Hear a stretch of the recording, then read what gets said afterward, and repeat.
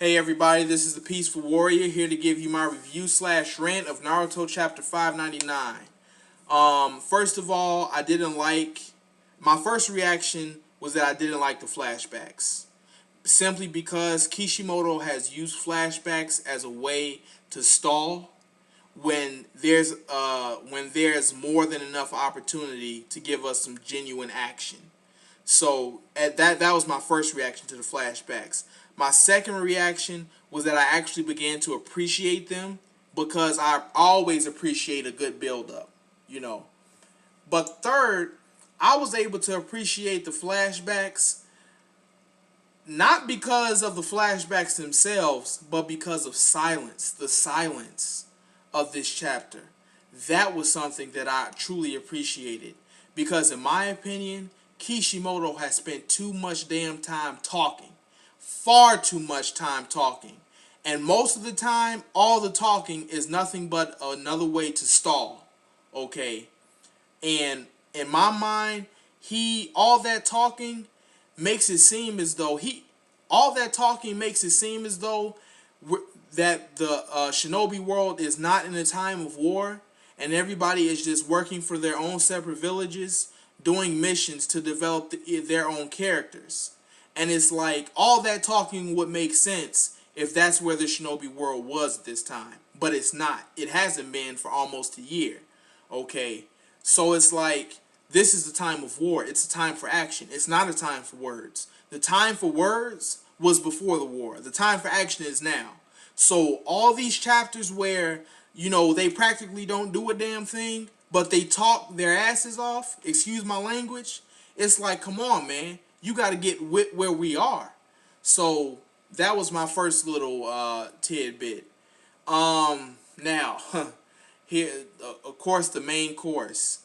My reaction to seeing Obito's body being used by Toby. I was so upset at the idea that Toby can actually be Obito. And not because, like, I despise people who have always said that Toby is Obito. If Toby is Obito, Toby is Obito. And I mean, there's just no getting around it. But the reasons why I was upset at the idea, and particularly on this last page, that Toby is Obito, is because there are several things that make no sense whatsoever. First of all, Obito is practically the same age as Nagato. So there's no way at the time that he had just awakened his Sharingan that he would even be close to being able to somehow give Nagato the Rinnegan. Please. There's no way that he would even be able to travel or even have the wits to travel all the way to the Hidden Rain Village, infiltrate it, okay, which was particularly hard to do, and meet up with a random child who was in Uzumaki. I mean, that makes no sense whatsoever.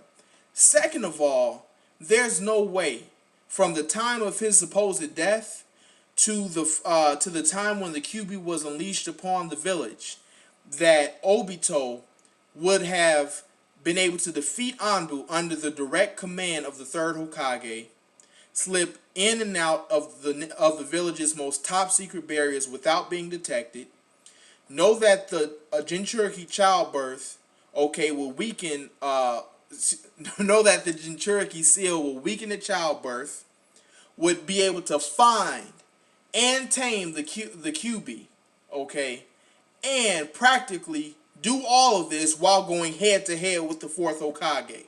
Please. Absolutely not. Even if he was to develop the Eternal Mangekyo Sharingan, there's no way he would ever have the skill to be able to do all those things. Absolutely not. So that's where I draw the line. Obito and Toby are two completely different characters. Okay. Obito is more in line with Naruto's character. Okay. Someone like Sasuke is more in line with Toby's character. Sasuke is a person who, if he failed in his quest to get revenge, would have the intelligence and the skill to develop plans of this magnitude and sophistication and carry them out.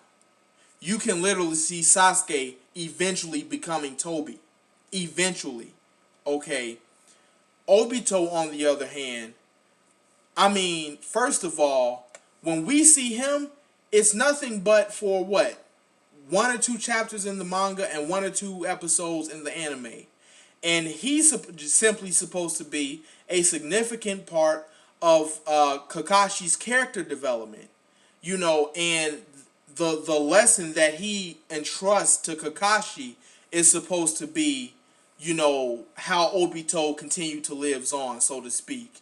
The lesson that if you're going to be trash who breaks the rules. But don't be trash who leaves your friends behind. Because if you do, you're worse than trash. That was supposed to be Obito's legacy. Through that lesson, Obito was supposed to live on within Kakashi. That eye was supposed to be entrusted to Kakashi in order to carry out that lesson for as long as Kakashi lived. And possibly what would happen is, at the time of Kakashi's death, he would then pass that eye on to somebody else. You know what I'm saying? So that's how the legacy will be continued. That would be much more fitting, and that would make much more sense than the idea, okay, that Obito would somehow turn and go on this path of death and destruction. Why? Some people say possibly over the death of Ren. You mean to tell me you doing all this for a chick? Okay, now we all can understand Sasuke doing it because he lost all his clan and it destroyed his relationship with his older brother, who's practically the only person that he truly cared about and loved. Okay, we can understand Sasuke going on a path like this. But Obito, he's going to do this, according to the people who say that this is truly Obito because of Ren's death? Are you serious? I mean, you can always get another chick. I mean, that's my opinion. So, I mean, I just, and if this was over Ren, that means that Obito would want to snap. He would want to go on a rampage. He would not want to sober himself and calm himself down so that he could create a super elaborate schemes. Like, that's complete. When you want to snap, you want to go off the hinges, even if it costs you your life. Take Sasuke, for example. Okay, when he snaps, okay, he practically continues fighting after he's extinguished all his chakra, and even though he practically goes blind, like this cat still want to fight because he's sucked into this mode of vengeance. Okay, so you're not rational when you're consumed by hatred and vengeance. Okay, so if Obito wanted to snap because Ren had died after he entrusted her safety to Kakashi, he would not be in a rational frame of mind. He would want to snap just like Sasuke. So, I mean, this idea that Ren's death would have been the catalyst for him going down this path, I just don't buy it, period. And I shudder to think that if it is Obito, and he does all of this because of Ren's death, it shudders to think what Sasuke can accomplish. Because Sasuke is a true genius, okay, in intellect and in combat skills. And if he was to fail at getting his vengeance, he can become exactly like Toby. He has the prowess, the commitment, the dedication, the drive, and the intelligence to develop plans of this scale, and even better, and pull them off. Period. I mean, Sasuke is somebody we can see one day acquiring a skill like medical ninjutsu because it's necessary to carry out his plans of vengeance. Okay, Obito all of a sudden has medical prowess. The reason why I say that is because apparently, if Obito is Toby, he's going to have medical prowess so that he can extract Shisui's eye from Danzo's dead body. back in his personal lab. And it's like, where is Obito going to get this knowledge? Where? I just don't see it. So, I mean, he would have had to learn that from somebody. But the bottom line is this. I think that Toby is Madara using Obito's body, and I don't think that Toby is Obito at all. And I think that goes back to Toby's claims that he's no one because he doesn't think of anything. He doesn't think highly at all of the body of the person whose body he's using. Okay, Obito was a weak shinobi. He had just awakened his Sharingan. He got defeated by some random nameless shinobi. Okay, under a doggone rock slide. So that's hardly befitting to an end of somebody who Madara Uchiha would consider a worthy vessel for himself. Okay, imagine Orochimaru. He wants Sasuke's body. Do you think he gave a damn about the bodies he was using en route to him finally getting Sasuke's body? Like, no, he doesn't care. Those bodies are just a means to an end. And I think that's exactly how Toby views the body that he's using.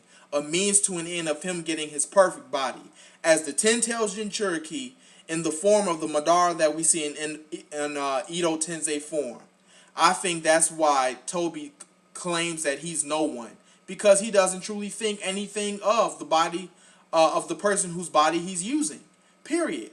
And I think that's why he says he's simply a shell of his former self. Because in comparison to the body he had and the body that he wants, Obito's body is nothing but a shell. It's nothing but a means to an end. So those are my opinions. And tell me what you think. I look forward to hearing your comments and your strong feelings about this week's chapter. Thanks.